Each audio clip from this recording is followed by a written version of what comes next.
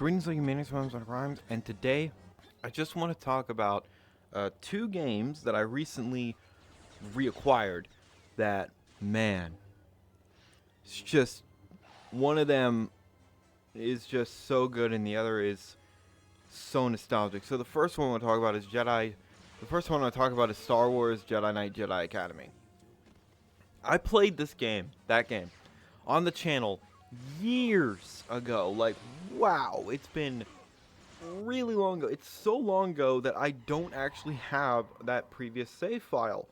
Um, I think it got lost when I either formatted something or did a hard drive clean or something.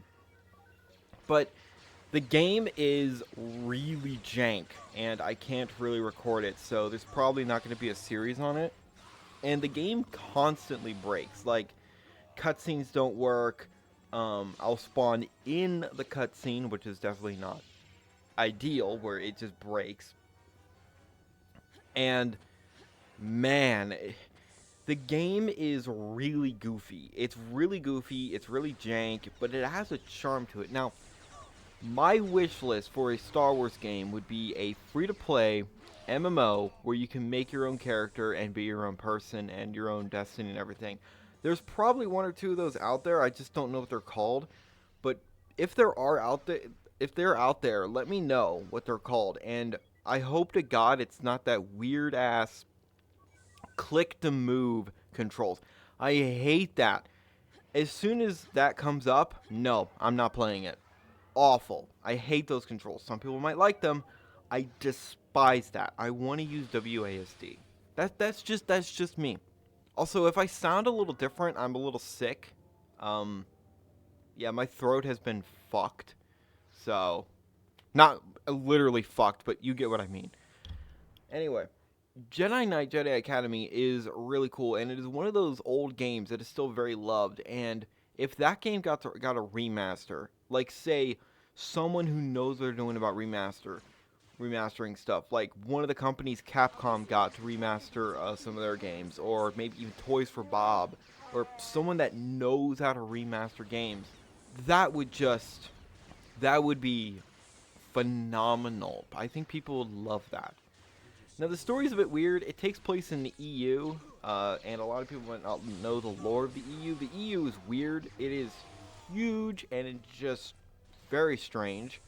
But, dude, it's a good game. It just is a good game. It has problems, and those problems can be ironed out. It's not just technical problems. It's also how levels are designed and a bunch of other things like that. Just, no. They're too the maps are too big, you move too slowly, and the objectives aren't very clear. That is not a good combination. And I've played games with bad level designs, but my god. Anyway, the next game that I have to talk about is a game that means so much to me. I have so much nostalgia for it. Not as much as nostalgia for it as, say, Metal Arms Glitch in the System. If you've never heard of that game, play it. Find some way to play it. Metal Arms is awesome. It's basically robot Ratchet and Clank. But regardless, the game I'm talking about here is Tony Hawk's Underground, or known as Thug. Tony Hawk's Underground. This game was a game that actually got me into skateboarding. I was a skater for a long time. Not a very good one, but I had my moments. I was pretty good on flatland. I was decent doing manuals. I was pretty good at planting. I was pretty good at grinding. I could do some flip tricks like heel flips, and I could also do FS shove-its, and I could also do laser flips, which is a 360 FS shove-it with a heel flip. Sick move. It's basically the reverse of the 360 flip, which is a kick flip and a 360 pop shove it. I could never do hard flips.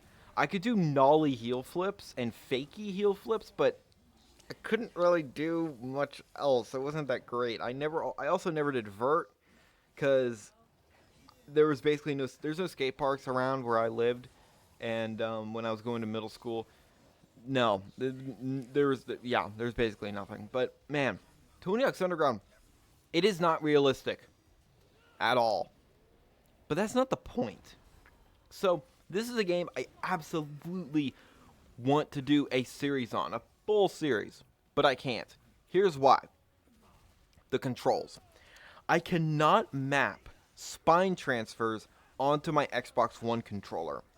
Now you might be thinking, that sounds like sort of only a little hiccup. No, there are some parts in Tony Hawk's Underground where you have to do spine transfers. It is required to progress. And I can't map it because the control setup is acting like the triggers are the axes, and I can't fix that.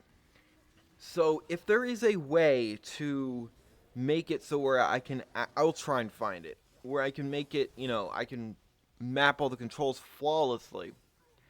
I will find it, and then Tony Hawk's Underground will be a series on this channel. Cause, dude, that game, it really does mean so much to me.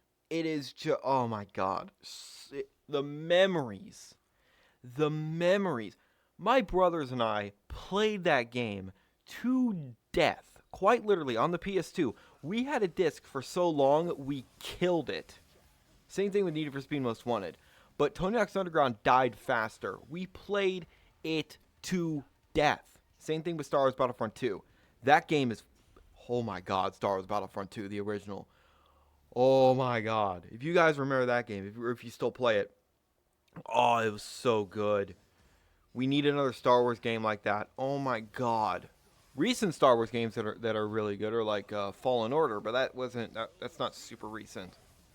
I think Survivor's okay, but it has technical problems, right? I don't have it yet. But dude, the potential with this entire extended universe.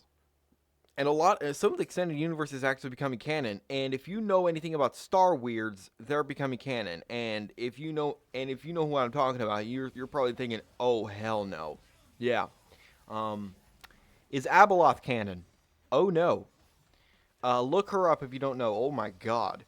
But dude, the Star Wars universe is huge. If we had like a really sick online game set in the EU, the potential there. This would be a game that people would play for tens of thousands of hours, and it would just be one of those games where you just play a lot, and there's just so much stuff.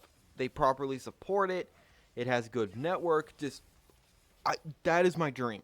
I want a really sick online Star Wars game, like a Star Wars RPG. I want that. I want to play as a bounty hunter, or a Jedi, or a dark Jedi, or a Sith, or a light Sith. Anything.